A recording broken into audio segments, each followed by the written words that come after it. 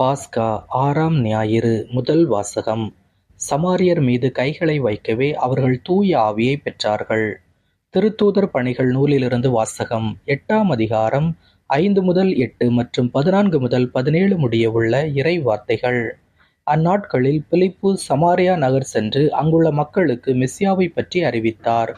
பிலிப்பு சொன்னவற்றைக் கேட்டும் அவர் செய்த அரும் அடையாளங்களைக் கண்டும் வந்த திரளான மக்கள் ஒரு மனதோடு அவருக்கு செவி சாய்த்தனர்.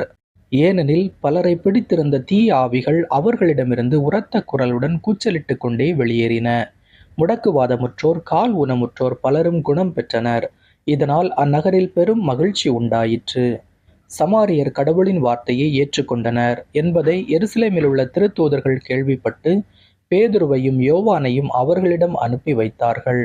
அவர்கள் சென்று சமாரியர் தூய ஆவியால் ஆட்கொள்ளப்படுமாறு இறைவனிடம் வேண்டினார்கள். ஏனெனில் அதுவரை அவர்களுள் யாருக்கும் தூய ஆவி அருளப்படவில்லை. ஆண்டவராகிய இயேசுவின் பெயரால் அவர்கள் திருமுழுக்கு மட்டுமே பெற்றிருந்தார்கள். பின்பு பேதுருவும் யோவானும் தங்கள் கைகளை அவர்கள் மீது வைக்கவே அவர்கள் தூய ஆவியை பெற்றார்கள். ஆண்டவரின் அருள்வாக்கு. இறைவனுக்கு நன்றி. பதிலுரை பாடல் பல்லவி. அனைத்துலகோரே கடவுளை போற்றி ஆர்ப்பரியுங்கள். அனைத்துலகோரே கடவுளை போற்றி ஆர்ப்பரியுங்கள். அனைத்துலகோரே கடவுளை போற்றி ஆர்ப்பரியுங்கள். அவரது பெயரின் மாட்சியை புகழ்ந்து பாடுங்கள். அவரது புகழை மேன்மைப்படுத்துங்கள். கடவுளை நோக்கி உம் செயல்கள் எவ்வளவு அஞ்சத்தக்கவை என்று சொல்லுங்கள். பல்லவி. அனைத்துலகோரே கடவுளை போற்றி ஆர்ப்பரியுங்கள். அனைத்துலகோர் உம்மை பணிந்திடுவர். அவர்கள் உம் புகழ் பாடிடுவர். உம் பெயரை புகழ்ந்து பாடிடுவர் என்று சொல்லுங்கள். வாரீர், கடவுளின் செயல்களை பாரீர். அவர் மானிடரிடையே ஆற்றி வரும் செயல்கள் அஞ்சுதற்கு உரியவை. பல்லவி. அனைத்துலகோரே கடவுளை போற்றி ஆர்ப்பரியுங்கள். கடலை உலர்ந்த தரையாக அவர் மாற்றினார். ஆற்றை அவர்கள் நடந்து கடந்தார்கள். ஆங்கே அவரில் நாம் அகமகிழ்ந்தோம். அவர் தமது வலிமையால் என்றென்றும் அரசாள்கிறார். பல்லவி. அனைத்துலகோரே கடவுளை போற்றி ஆர்ப்பரியுங்கள். கடவுளுக்கு அஞ்சி நடப்போரே அனைவரும் வாரீர், கேளீர். அவர் எனக்கு செய்ததனை எடுத்துரைப்பேன். என் மன்றாட்டை புறக்கணியாத கடவுள் போற்றி. தம் பேரன்பை என்னிடமிருந்து நீக்காத இறைவன் போற்றி. பல்லவி. அனைத்துலகோரே கடவுளை போற்றி ஆர்ப்பரியுங்கள். இரண்டாம் வாசகம். மனித இயல்போடு இருந்த கிறிஸ்து இறந்தார் எனினும் ஆவிக்குரிய இயல்பு உடையவராய் உயிர் பெற்றெழுந்தார். திருத்தூதர் பேதுரு எழுதிய முதல் திருமுகத்திலிருந்து வாசகம். 3ஆம் அதிகாரம் 15 முதல் 18 முடியவுள்ள இறை வார்த்தைகள். அன்பிற்குரியவர்களே, உங்கள் உள்ளத்தில் கிறிஸ்துவை ஆண்டவராக கொண்டு அவரை தூயவரென போற்றுங்கள். நீங்கள் எதிர்நோக்கி இருப்பதை குறித்து யாராவது விளக்கம் கேட்டால் விடையளிக்க நீங்கள் எப்பொழுதும் ஆயத்தமாயிருங்கள். ஆனால் பணிவோடும் மரியாதையோடும் விடையளியுங்கள். உங்கள் மனச்சான்றும் குற்றமற்றதாய் இருக்கட்டும். அப்பொழுது உங்கள் கிறிஸ்தவ நன்னடத்தையை பழிக்கிறவர்கள் உங்களை இழிவாக பேசியதை குறித்து வெட்கப்படுவார்கள். ஏனெனில் தீமை செய்து துன்புறுவதை விட கடவுளுக்கு திருவுளமானால் நன்மை செய்து துன்புறுவதே மேல். கிறிஸ்துவும் உங்கள் பாவங்களின் பொருட்டு ஒரே முறையாக இறந்தார். அவர் உங்களை கடவுளிடம் கொண்டு சேர்க்கவே இறந்தார். நீதி உள்ளவராகிய அவர் நீதியற்றவர்களுக்காக இறந்தார்.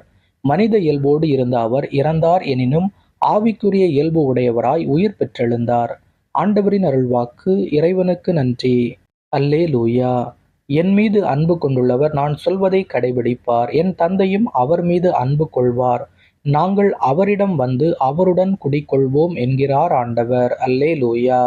நற்செய்தி வாசகம். மற்றொரு துணையாளரை உங்களுக்கு தருமாறு நான் தந்தையிடம் கேட்பேன். தந்தை அவரை உங்களுக்கு அருள்வார். யோவான் எழுதிய தூய நற்செய்தியிலிருந்து வாசகம். 14ஆம் அதிகாரம் 15 முதல் 21 முடியவுள்ள இறை வார்த்தைகள். அக்காலத்தில் இயேசு தம் சீடரை நோக்கி கூறியது: நீங்கள் என் மீது அன்பு கொண்டிருந்தால் என் கட்டளைகளை கடைபிடிப்பீர்கள். உங்களோடு என்றும் இருக்கும்படி மற்றொரு துணையாளரை உங்களுக்கு தருமாறு நான் தந்தையிடம் கேட்பேன்.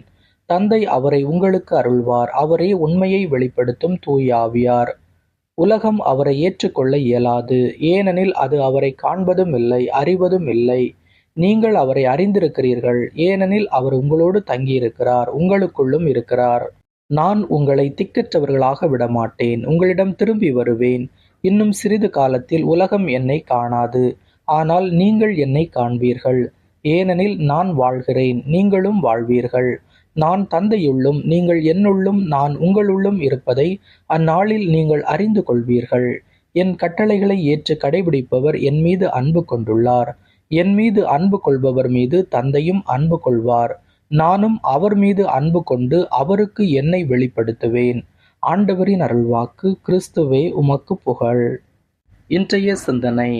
திரு அவையின் தொடக்க காலங்களில் திருத்தூதர்களின் நற்செய்தி பணியினால் மகிழ்ச்சி உண்டாயிற்று. தீய ஆவிகள் விலகி ஓடின. நோயுற்றோர் நலம் பெற்றனர்.